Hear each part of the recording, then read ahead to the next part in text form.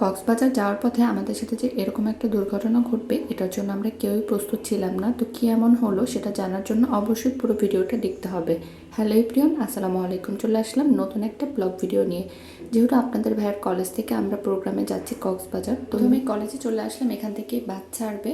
তো আপনাদের ভাইয়ার ডেস্কে বসে যে তার মেয়ে দেখছে, এই যে আপনাদের ভাইয়ার এটা ডেস্ক, সে হলো কলেজের প্রফেসর। তো আমরা বাসে চলে আসলাম, বাসে উঠে একটু ফ্রি হচ্ছি, আর এত গরম লাগছিল, ভাবছিলাম যে অনেক ঠান্ডা, বাট কোনো ঠান্ডাই না। আর বাসের মধ্যে যেহেতু সব আটকানো, জন্য প্রচুর গরম লাগছিল। তো আমি আমার বাবুকে ঠিকঠাক করলাম, আমিও একটু ঠিকঠাক হয়ে বসলাম। তো আমাদের রাতের খাবারে, যেহেতু আমরা বাইরে থেকে খাবার খেয়ে আসছি, পরে স্যান্ডউইচ, কমলা, পানি, চকলেট এগুলোই দিয়েছিল। তো বাস চলতে চলতে আমরা চলে আসলাম চিটাগাং। এখানে পতেঙ্গাতে আমাদের 1 ঘন্টার জন্য নামানো হয়েছিল। তো আমরা এই সুযোগে একটু ঘুরে ঘাড়ে দেখলাম, খুবই সুন্দর লাগছিল। আর সকালের ওয়েদারটা খুব ভালো লাগছিল। এখন সকাল 7টা বাজে, 7টায় আমরা চিটাগাং এসে পৌঁছেছি। যেহেতু চিটাগাং থেকে কক্সবাজারের দূরত্ব 3-4 ঘন্টা, সেখানে আমাদের সাথে এমন একটা ঘটনা ঘটলো, আসলে সেইটার জন্য আমরা কক্সবাজার যেয়ে পৌঁছালাম বিকাল 4:30টায়। গাড়ি পার্কিং করছে, পার্কিং করার পরে এখন পতেঙ্গাতে থামবে। তো আমি একটু দেখাচ্ছি যে ওয়েদারটা কেমন ছিল। এখানে আমরা মূলত নাস্তা করার জন্য আর একটু ঘোরাঘুরির জন্য থামানো হয়েছিল। এই হলো চিটাগাং পতেঙ্গা সি বিচ। খুবই সুন্দর লাগছিল ওয়েদারটা, একটু মেঘলা মেঘলা।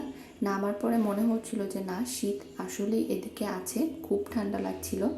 তো একটু ঘুরে দেখছিলাম, পরিবেশটাও খুব ভালো লাগছিল। আর আমি ফার্স্ট টাইম এত দূরের জার্নিতে, আর এই হলো প্রথম পতেঙ্গা দেখলাম। তো আপনাদের ভাইয়া আর আমার মেয়ে হলো সামনে, আর আপনাদের ভাইয়ার একটা কলিগের কোলে ওই যে দাঁড়ায় আছে। তো এখন আমরা একটু ঘুরে ঘাড়ে ছবি তুলে তারপরে আমরা নাস্তা করতে যাব। তো এই যে আমরা চলে আসলাম নাস্তার টেবিলে। এখানে পরাটা, ডিম ভাজি, তারপরে সবজি, চা, যে যত যেভাবে খেতে পারে সেরকম একটা ছিল। তো সকালে যেহেতু আমি আমার বাবু তেমন কিছুই খেতে পারি না, তো হালকা পাতলা খেয়ে আমরা আবার একটু ঘুরতে বের হব। তো ঘটনাটা যে ঘটছিল সেটা হলো, আমরা তো সবাই নাস্তা খেতে চলে গেছি। যেহেতু আপনাদের ভাইয়া পুলিশদের কলেজে জব করে, ওটা হলো পুলিশদের আন্ডারে পুরোটাই। তো আমাদের গাড়ির সাথে কিন্তু পুলিশও ছিল, আমাদের 3টা বাস গেছে আর একটা প্রাইভেট কার প্রিন্সিপাল স্যারের ছিল। তো আমরা যেহেতু সবাই নাস্তা করতে গিয়েছিলাম, এই ফাঁকে 2টা বাসের ব্যাটারি চুরি করে নিয়ে গেছে। এইটাই হলো আমাদের সাথে চরম একটা দুর্ঘটনা ঘটে। তো ব্যাটারি যেহেতু নিয়ে গেছে, তাহলে তো আর বাস চলবে না। তো এইটার জন্য আমাদের এখানে 4-5 ঘন্টা লেট হয়। তো সেখানে আমাদের কক্সবাজার যেতে যেতে বিকাল 4:30 বাজে। তো আমি এখানে একটু ঘুরে ঘাড়ে দেখছিলাম যে কী আছে। তো আমার মেয়ে যে খেলনা দেখছে, খেলনা নিবেই সে, তো তার বাবা এখানে এই যে খেলনাটা কিনে দিল। আসলে সত্যি কথা বলতে জীবনটা হলো উপভোগ করার জন্য। তো আপনি যতই সীমাবদ্ধ থাকবেন, ঘরের মধ্যে আবদ্ধ থাকবেন, ততই কিন্তু আপনি টেনশনে, চিন্তায় পড়ে যাবেন।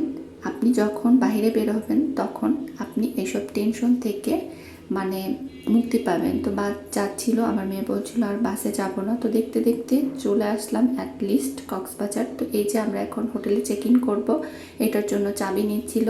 তো কেমন লাগলো আজকের ব্লগটা, অ্যাটলিস্ট পৌঁছালাম আর কি। তো ভালো লাগলে ভিডিওটা শেয়ার করে পাশে থাকবেন। আল্লাহ হাফেজ।